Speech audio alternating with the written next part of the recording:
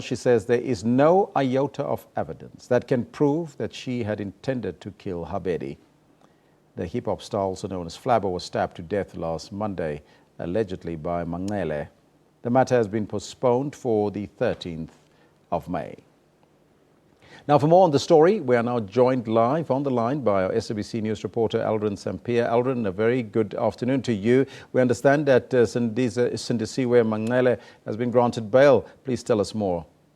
Good afternoon, Elvis. Yes, she has been granted bail. The bail has been set at 10,000 rand. So all that's left now is that immediately when she pays that 10,000 rand, she will be allowed to go home to that set address that was put in the affidavit. Unfortunately, those details were not made public during the court proceedings, but she has indicated that she will not be returning back to her father's home where she has been residing while here in South Africa, and because some of the bail conditions, she won't be traveling to Ireland at this point. What has been the reaction of Habedi's family and the Alexandra community? Well, quite interesting is that, the family's been quite open with the media ever since this incident took place, ever since Flabba was killed. But today, a different side to the family, definitely. We tried to speak to the mother because his mother was here. We tried to speak to his brother. The brother was also here, but unfortunately, none of them were willing to speak to the media at this point. But walking out of the courtroom, hundreds of community members from Alexandra outside the courtroom, really angry that she has been granted bail.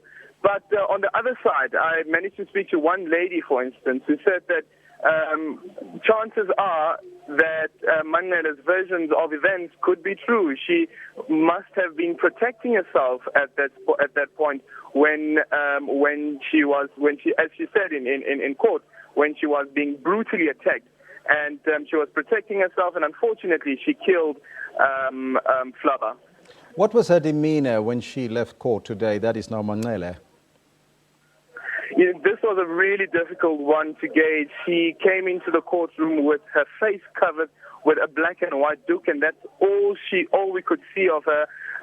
She really remained all covered throughout the proceedings, even after the magistrate said that she has been granted bail set at 10,000 rand.